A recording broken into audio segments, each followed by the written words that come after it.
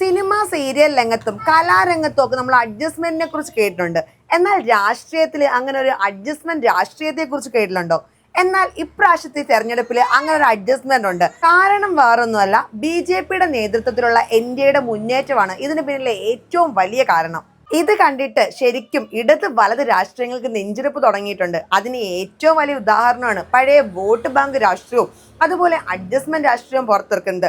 ശരിക്കും നേരിട്ട് നിന്ന് പൊരുത് തോൽപ്പിക്കാൻ പറ്റില്ല എന്ന് തോന്നലാകാം ഇതിനൊക്കെ കാരണം. ഒരു വശത്ത് വെൽഫെയർ പാർട്ടി UDFന് പിന്തുണ പ്രഖ്യാപിക്കുന്നു, വേറൊരു വശത്താണെങ്കിലോ PDP LDFനൊപ്പം നിൽക്കുന്നു.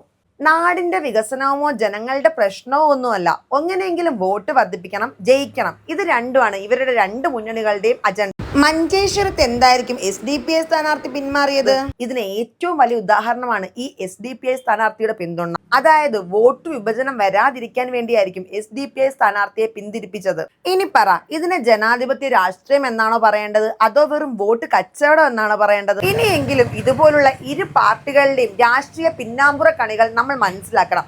അത് മാത്രമല്ല, പഴയ വോട്ട് ബാങ്ക് രാഷ്ട്രീയവും അതുപോലെയുള്ള അഡ്ജസ്റ്റ്മെന്റ് രാഷ്ട്രീയവും നമ്മൾ തിരിച്ചറിയണം. നാടിന്റെ വികസനത്തിനും ജനങ്ങളുടെ ക്ഷേമത്തിനും മാത്രം പ്രാധാന്യം നൽകുന്ന ഒരു നേതൃത്വം നമ്മുടെ കേരളത്തിന് അനിവാര്യമാണ്. മാറാത്തതിന് മാറും, കേരളം വളരും.